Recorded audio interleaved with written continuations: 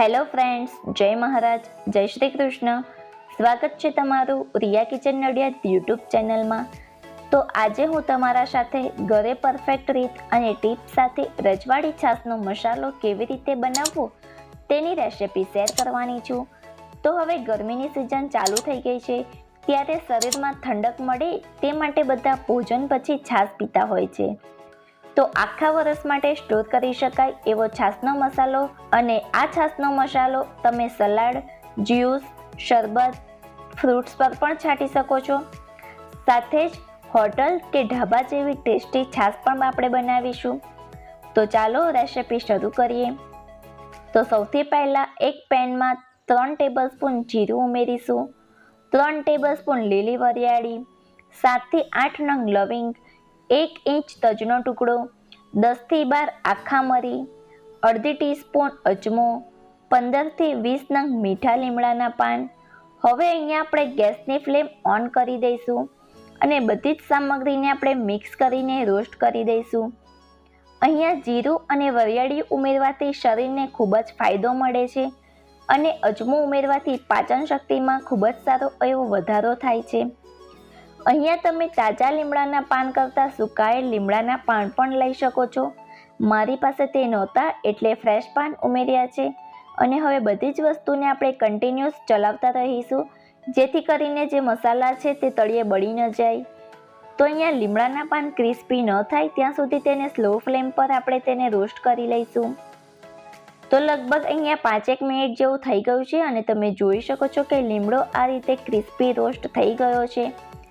તો હવે અહીંયા આપણે ગેસની ફ્લેમ બંધ કરી દઈશું અને મસાલાને આપણે થોડી વાર માટે ઠંડા થવા સાઈડમાં રાખીશું. તમારે ક્યારેય ગરમ મસાલાને મિક્સરમાં ગ્રાઇન્ડ ન કરવું, નહીં તો તેમાં ભેજ લાગી જશે અને મસાલા છે તે બરાબર નહીં પીસાય. તો હવે મસાલા ઠંડા થયા પછી તેને એક મિક્સર જારમાં ઉમેરી દઈશું. ત્યારબાદ તેમાં 1 ટીસ્પૂન ફુદીનાના પાવડર, 1 ટીસ્પૂન લીલા ધાણાનો પાવડર, 2 ટીસ્પૂન સંચળ પાવડર, 1 ટીસ્પૂન આમચૂર પાવડર. જો તમારી પાસે આમચૂર પાવડર ન હોય તો તમે ચાટ મસાલો પણ લઈ શકો છો.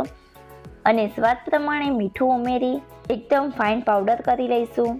તો અહીંયા તમે જોઈ શકો છો કે એકદમ ટેસ્ટી એવો આખા વર્ષ માટે સ્ટોર કરી શકાય એવો રજવાડી છાશનો મસાલો તૈયાર છે. આ મસાલો તમે એરટાઇટ કન્ટેનરમાં ભરીને સ્ટોર કરીને રાખી શકો છો. તો એકવાર જરૂરથી આ રેસિપી ટ્રાય કરજો. સાથે જ રેસિપી ગમી હોય તો વિડીયોને લાઇક કરીને ફ્રેન્ડ્સ અને ફેમિલી સાથે શેર કરજો. અને આવા જ રેસિપી વિડીયોને સૌથી પહેલાં જોવા માટે ચેનલને સબસ્ક્રાઈબ કરજો અને બેલ આઇકન બટનને ડબલ ક્લિક જરૂરથી કરજો. તો હવે આપણે હોટલ કે ઢાબા જેવી ટેસ્ટી છાશ બનાવવા માટે એક મિક્સર જારમાં 3 થી 4 નંગ બરફના ટુકડા ઉમેરીશું. 1 કપ દહીં ઉમેરીશું. તો અહીંયા તમારે છાશને થોડી ઘાટી કે પતલી જોઈએ તે રીતે તમે પાણી ઉમેરી શકો છો. તો અત્યારે હું અહીંયા 2 ગ્લાસ બનાવી રહી છું, તો એકદમ ઠંડુ 1 કપ પાણી ઉમેરીશું. અને જે છાશનો મસાલો આપણે બનાવ્યો હતો તેમાંથી આપણે 1 ટેબલસ્પૂન મસાલો ઉમેરી મિક્સરમાં ફરી રાઉન્ડ કરી લઈશું. તો હવે સર્વિંગ ગ્લાસમાં એકદમ ઠંડી છાશને સર્વ કરીશું. ઉપરથી થોડો મસાલો છાંટીશું. આ છાશ તમે જમ્યા પછી એકવાર જરૂરથી ટ્રાય કરજો. અને તમને છાશનો મસાલો અને રજવાડી છાશની રેસિપી કેવી લાગી તે કોમેન્ટમાં જરૂરથી શેર કરજો. અને વિડીયોને લાઇક કરીને ફ્રેન્ડ્સ અને ફેમિલી સાથે ચોક્કસથી શેર કરજો.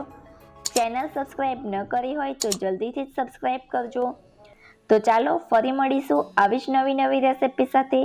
ત્યાં સુધી સૌને રિયા કિચન તરફથી જય મહારાજ, જય Shri Krishna. Thanks for watching.